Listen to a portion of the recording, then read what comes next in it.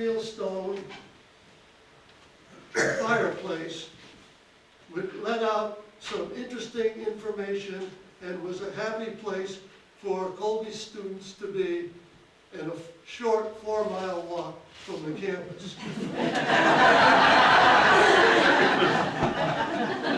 So the next question was, we got to build the camp. So there was the lodge was there, so that provided the central building for the camp. The lodge provided kitchen facilities, dining facilities, a place for the directors, and a clinic, as well as a gathering place around the big stone fireplace. Now, I have a plaque, a picture of the plaque was rescued by Dave Bowen, and I'd like to read you the plaque that was on this building that the Colby Sawyer Athletic Association had. The plaque said, "These hand-hewn beams in this lodge were from the original town meeting house built in 1788, moved from the old Main Street to Colby Hill, and served as a dormitory for boys from 1854 to 1928. Old Colby Hall raised this, and in 1934 moved the timbers and built the lodge for the Colby Athletic Association." That provided the main building for the camp. The campers themselves lived in, from 1940 to 1970, the campers lived in tents that were on platforms. In 1970, they gathered enough money together to build these 5 cabins for the campers. Now, you might ask, what did they do with the camp besides learn to get along together? Good question. Okay, and this is the schedule. I don't think if you can read that, but I have it in better. A typical day, and here's what was involved. There were a rising bell, flag raised, got up nice and early, breakfast, and most of the meals were prepared by the kids with some guidance, so they could learn how to cook, and they had various other activities. Okay, don't forget the snacks.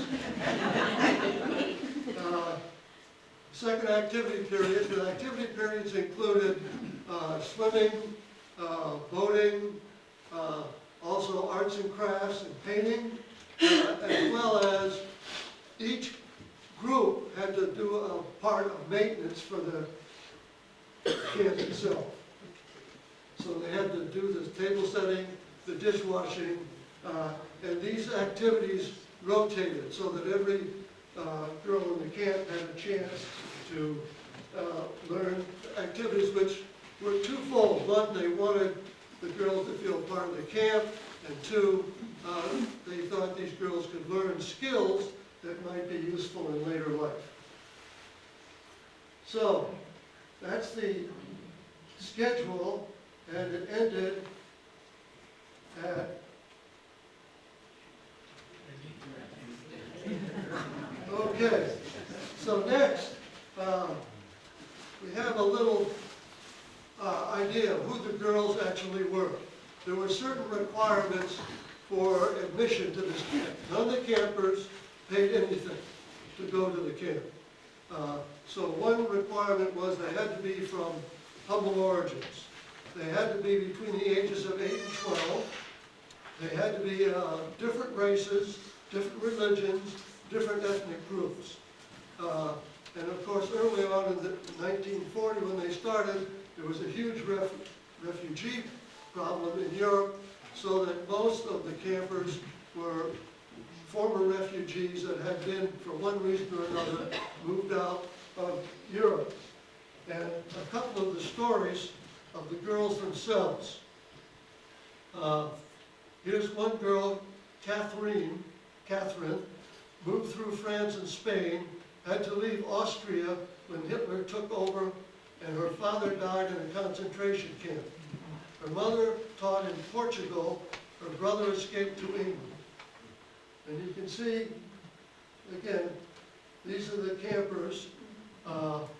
Helen was living with her father's sister. Catherine, her father was a former professor in Austrian University, was killed in a concentration camp. Teresa was an illegitimate child of a French Canadian. So, again, these kids were brought together to try to learn how to get along with various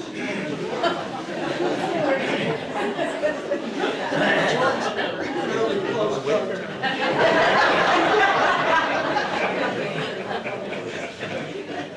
And you can see, again, it was very important to have different races and different cultures. The first group of campers included Japanese Americans, Negroes, Germans, Austrians, Czechoslovakians, Hungarians, and Portuguese. So you can see a broad spectrum of people to try to learn to get along together. The theme of America at this time was Keep America, American. Sounds amazingly familiar.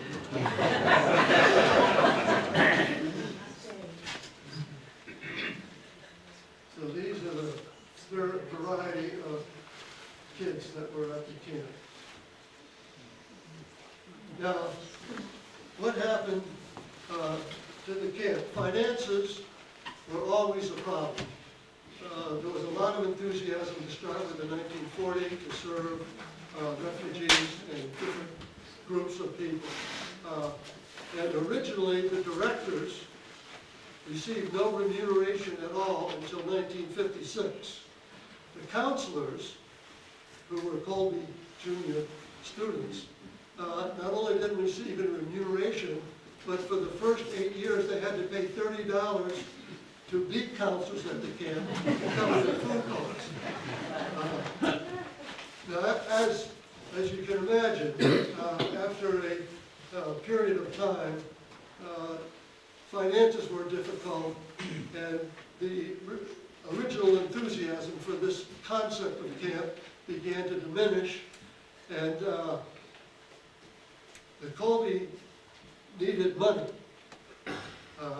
And when they decided to go to a coeducational institution, they decided to sell the land and put up their 6 acres, 2 on the water and 4 off the water, put up 6 acres, and fortunately, 2 very nice families came along, the Cundys and McMillans came along and decided, led by Dave, I think, was the instigator of this, because they were friends, family friends for a long time. And they bought the 6 acres from the college and built 2 very attractive homes on the lake. The cabins for the counselors were torn down. The lodge, which was located where Dave McMillan's house is here, the lodge was once again taken apart and moved back to the Colby campus. So it was his 3rd move of this building, including the fieldstone fireplace, which is now back on the campus, part of the Lethbridge Lodge, which is a recreation area for students, and now also houses the Tom Galligan Pub, which I'm told you can buy Challenger beer, and some of the beams that are in that lodge are the original beams from the 1780s, and it's always been a part of the institution.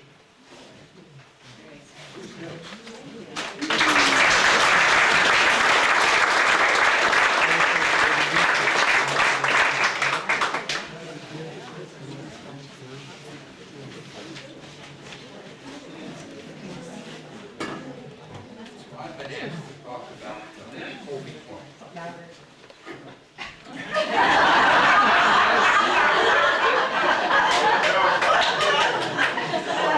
It doesn't make it to finances, does it?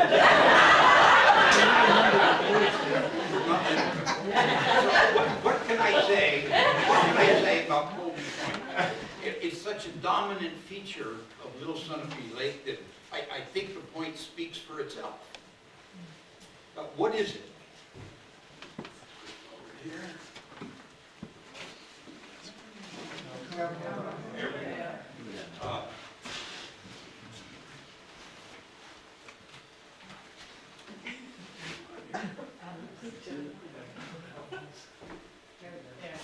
Okay.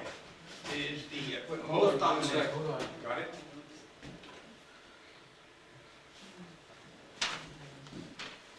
Okay. All right. Just hit the arrows. The most dominant feature of Little Sunapee Lake. It's a ridge of sand and gravel that was formed and left behind by the glacier receding back 10,000 years ago. It nearly splits the lake in half. There's probably only 60 to 80 feet of distance between the shore and the point of Little Sunapee Lake on its south shore. The original owners, and it is the source of the term Twin Lake. If you look at the lake and a map of it, it is almost symmetrical. And each of the basins, west and east, are almost the same size. And obviously Twin Lake Villa and the term Twin Lake all originated from the fact of home. The original owners were a family by the name of Colby, as you can imagine. They certainly had a lot of property around here. And there were three sisters. There was Jessie, Colgate, and May, born in the mid-1800s. They owned the property for almost 100 years, but paid very little attention to it. The oldest, Jessie Colby, died in 1957 and left it to her first cousin, Susan Colgate Cleveland. Now, Susan Colgate Cleveland was her first cousin twice removed, and I was hesitant to say that because I don't know what that means.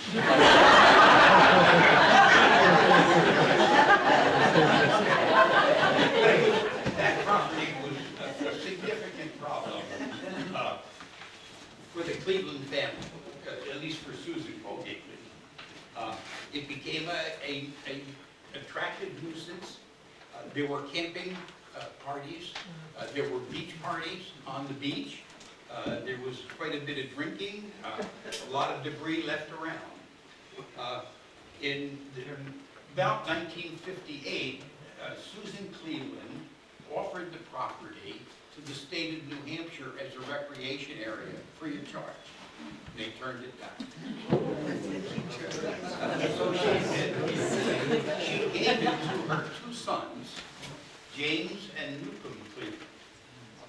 For those, many here will remember, some may not, James Cleveland was the United States Congressman from this area for the state of New Hampshire. It was from 1963 to 1981. So the two brothers received the property from their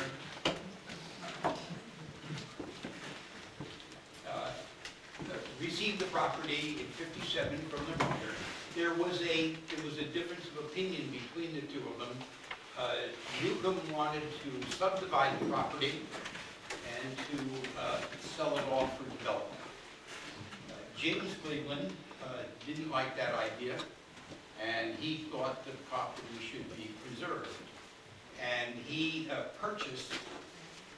bought his brother out in 1959 and formed what is called the Cleveland Company, which exists today. The purpose of the Cleveland Company was to maintain the property in its natural state, and he use of the property to local families who did not have access to waterfront. It grew from apparently 4 or 5 families that were original lessees to a total of 60, at which point they put a cap on it, and there are only 60 families who are now lessees at the property. And there is a waiting list, as some in this room might know. There is a waiting list to get on into the point. In 1967, the Cleveland Company put a non-development easement on the property with the Society for the Protection of New Hampshire Forests, and that non-development easement exists today.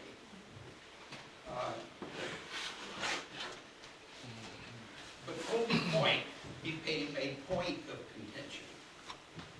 In 1985, some of us here will remember that, state and federal regulations regarding drinking water supplies and drinking water quality began to tighten. It significantly affected the New London Springfield Water Precinct, which supplies water to the town of New London. And it became necessary for them to either treat their existing source of water or to find a new source. After a fair number of engineering studies, they decided that the most economical and effective way would be to use groundwater rather than a surface water supply. And they chose to put wells, pumping water wells, on Colby Point to supply the town. That was an attractive option for the water precinct, but it was of concern to this organization and to property owners around the lake. The concern is that the lake water recharges the aquifer that they pump from. And the concern was that there could be possible use restrictions on the lake, because now it becomes a public water supply. As a matter of fact, many reservoirs do not allow either boating or swimming. And in fact, in New London, Sunapee, you can't swim in Sunapee Harbor near the intake for the Sunapee water supply system. That concern resulted in a fairly contentious debate between the precinct, the state, this organization, and involved property owners. It was resolved in 1985 when an agreement was reached that would protect the use of the lake. There would be no use restrictions on the lake, or if any use restrictions were imposed, then a treatment plant for the water would have to be built off Colby Point. And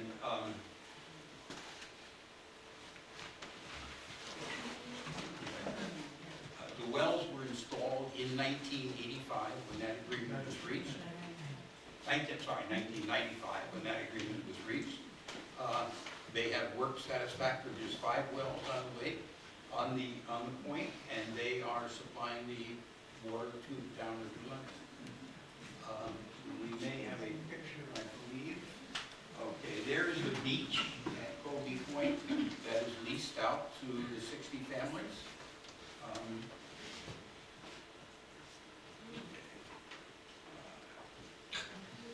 And it exists today, and I think will continue to exist for time in the future.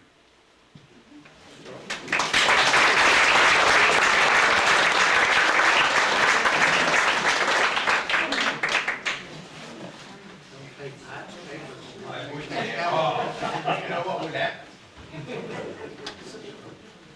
Good morning.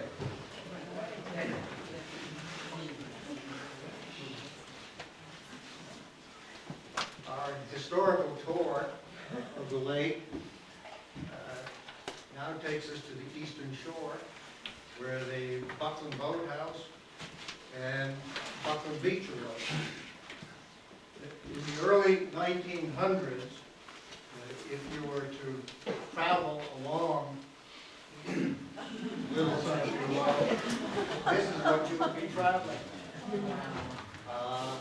This is a dirt road, obviously, that ran very close to the shoreline of the lake. And you can just picture the horses and buggies and Model Ts making their way up to Twin Lake Villa over this road. A significant part of the eastern frontage of Little Lake Sunapee was owned in the 1920s by Walter Bucklin. Walter Bucklin was a prominent Boston banker. He was a long-time summer resident of Little Lake, and he owned and operated the Bucklin Farm over on County Road. One of the most notable landmarks on our lake is the Bucklin Boathouse. And Bucklin built this based on the tax record. It appears, this boathouse appears on his tax roll in 1924. We're still researching that. At this point in time, that's the date we're using for the boathouse. Note the water level of the lake. And when you go back home tonight and you're sitting in your deck, think what your frontage would look like if the level were down there. The reason for that is that the dam was, the water level is based on the old dam. And there was a new dam built which raised the water level of the lake. That's a whole other issue, and I'm not going to get into that. This boathouse is still in the Bucklin family, and it is owned by 4 of his granddaughters. Now let's fast forward to 1962. On September 25th, 1962, a memorandum of agreement was entered into between Walter Bucklin and the town of New London, under which Bucklin would give the town 360 feet of lake frontage along the eastern shore.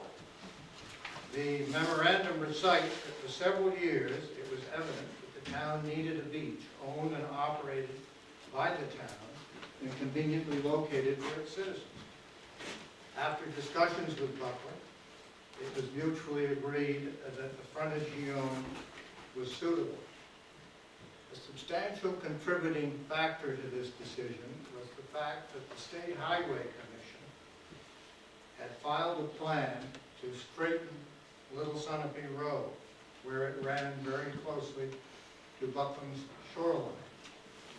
As noted in the memorandum, relocation of the road would enlarge the area available to the beach facility and allow room for parking, bathhouses, and toilets.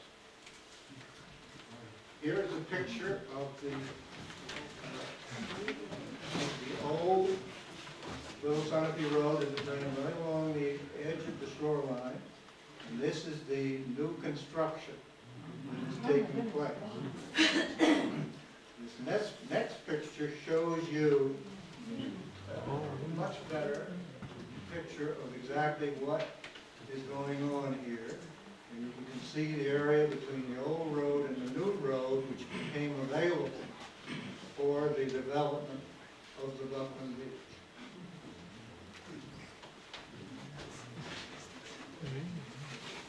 Bucklin's generous gift to the town was consummated in October of 1962.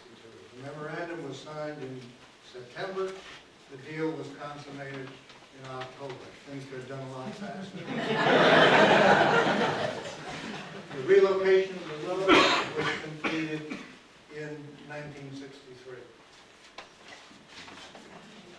Now, there's something very important about Bucklin's deed to the town, and that is that it contains certain restrictions.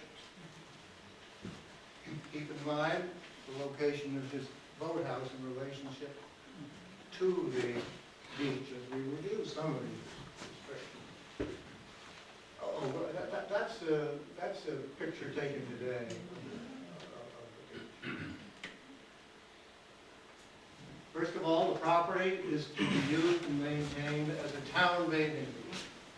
That is for the town of New London, not for the area, not for the county, not for the state. Meant to be used by the town. No business of any kind is to be carried on or permitted. So neither the town nor anybody under its auspices may conduct a business on that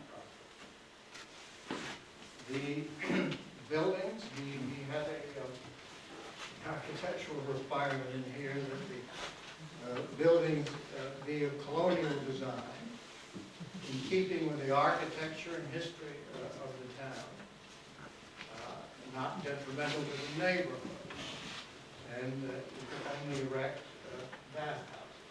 So he had a concern for aesthetics, and he also had a concern for the town being a good neighbor. A sign is to be erected and maintained showing the northerly extent of the beach. He was not giving away all of his frontage. You remember the lake level was way down. So he wanted a sign there so that he could maintain privacy on the frontage that he was preserving for himself. And sufficient supervision shall be provided to assure properly managed public service. So he wanted responsible management of the beach.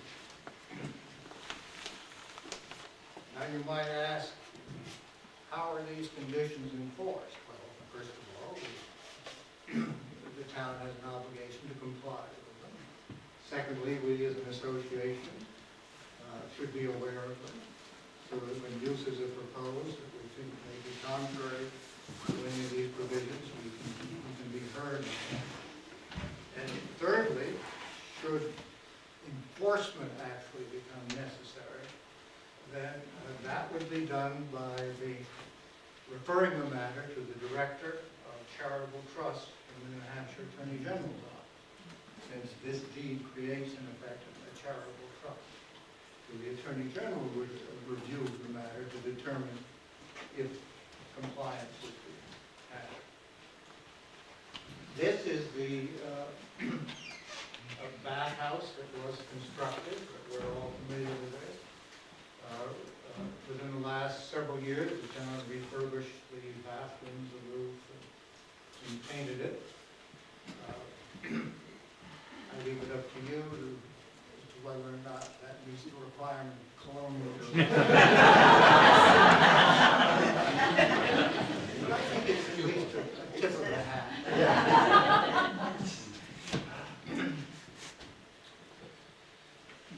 New London has a town beach ordinance which applies to both of its beaches.